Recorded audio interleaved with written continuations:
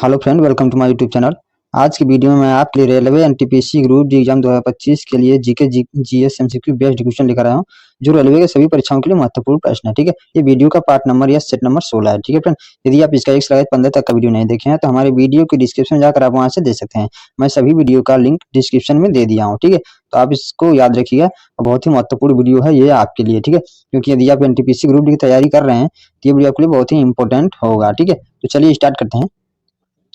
यहाँ पर सबसे पहला प्रश्न दिया गया है, फ्रेंड यदि क्वेश्चन का आंसर बताओ तो आप कमेंट बॉक्स में दे सकते हैं। ठीक है, इस तरह से आपका मॉक टेस्ट भी पूरा हो जाएगा। ठीक है, चलिए बताइए, निम्न में से कौन सा सामान्य ताप पर तरल होता है या तरल है? बताइए, वेरी वेरी इंपॉर्टेंट प्रश्न है, शायद आप इसका उत्तर जानते होंगे। तो राइट आंसर होगा पारा। ठीक है, option number C correct answer हो जाएगा। ठीक है दोस्तों, पारा जो होता है वो सामान्य ताप पर तरल होता है। ठीक है, लिक्विड रूप में होता है। ठीक है, तो option number C correct answer हो जाएगा। ठीक है दोस्तों, चलिए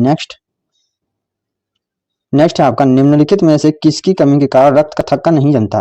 वेरी वेरी इंपॉर्टेंट प्रश्न फ्रेंड, बताइए। साइंस से संबंधित प्रश्न है, बहुत ही महत्वपूर्ण प्रश्न है, बार बार एग्जाम में पूछा जाता है। चलिए बताइए, राइट आंसर हो जाएगा विटामिन के। ठीक है, विटामिन के की कमी से रक्त का थक्का नहीं जमता है, तो option number B correct answer.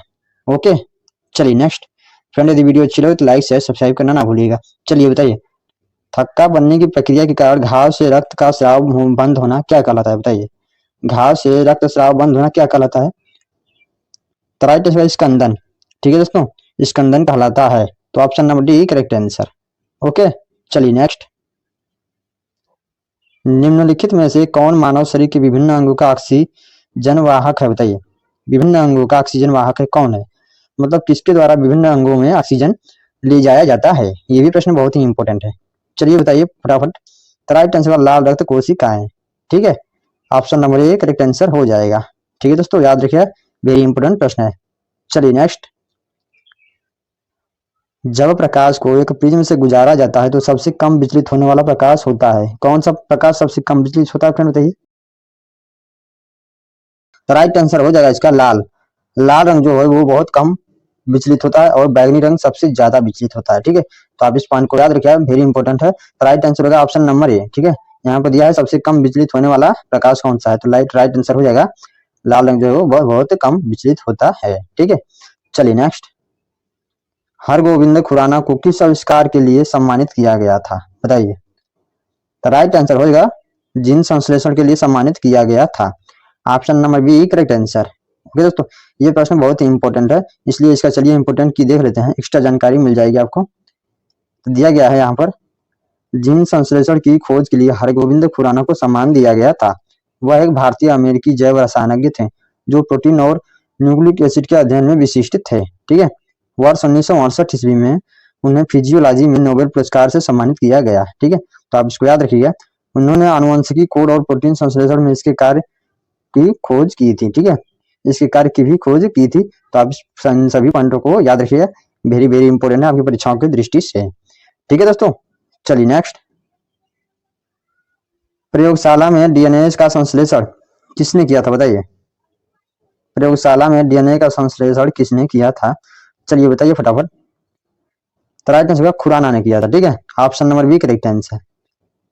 चलिए इंपोर्टेंट की देख लेते हैं इसके, प्रयोगशाला में डीएनए का कृत्रिम संश्लेषण सबसे पहले डॉक्टर हरगोविंद खुराना ने किया था। उन्होंने साल 1968 में बिना डीएनए के टुकड़े के प्रयोगशाला में डीएनए का कृत्रिम संश्लेषण किया था। ठीक है दोस्तों, तो आप इस प्रकार इसको याद रखिए, बहुत ही महत्वपूर्ण है। चलिए नेक्स्ट,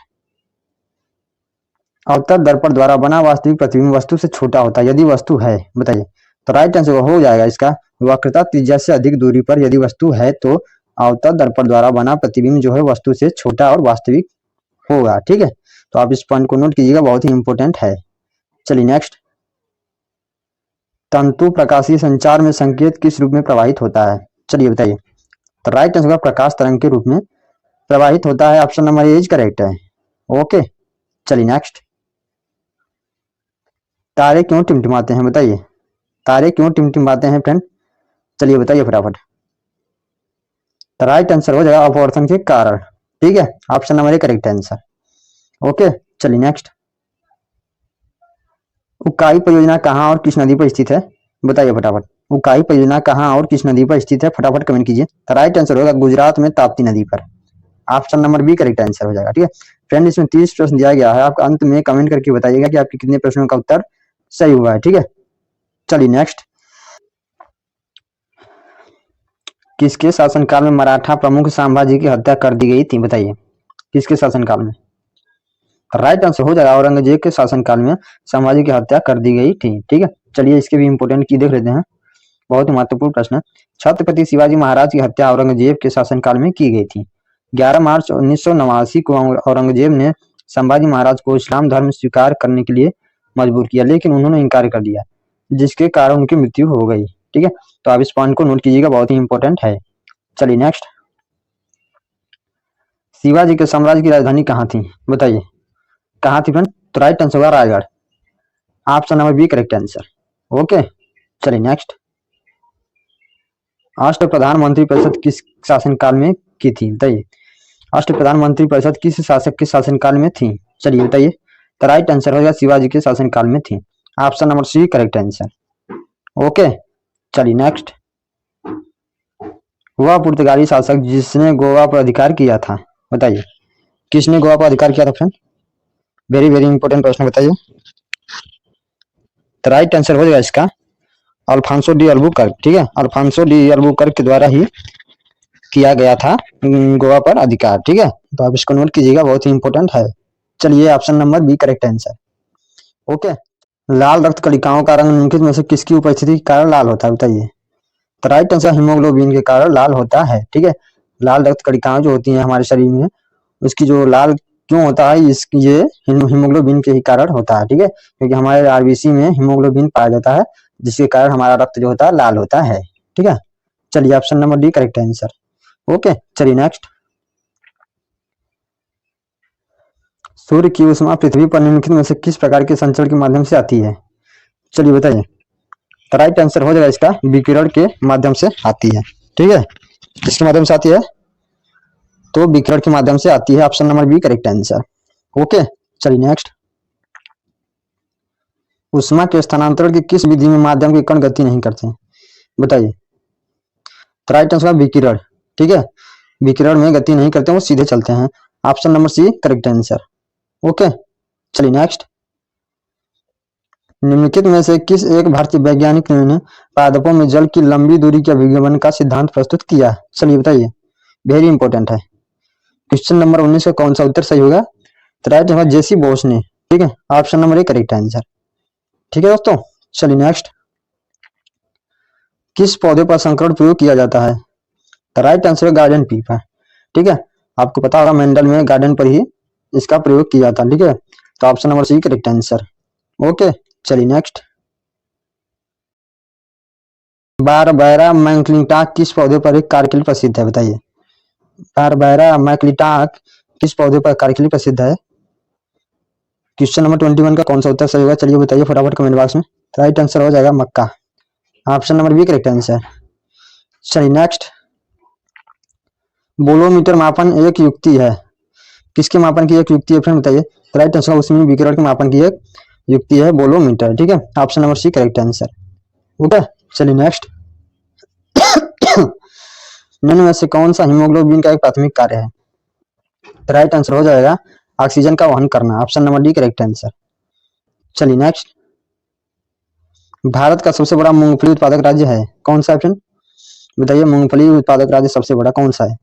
क्वेश्चन नंबर 24 का कौन सा उत्तर सही होगा, चलिए बताइए। वेरी वेरी इंपॉर्टेंट है, तो राइट आंसर हो जाएगा सी गुजरात। गुजरात में सबसे ज्यादा मूंगफली उत्पादन किया जाता है। ठीक है तो option number C right answer. चलिए नेक्स्ट, भारत का सबसे बड़ा सोयाबीन उत्पादक राज्य है, बताइए।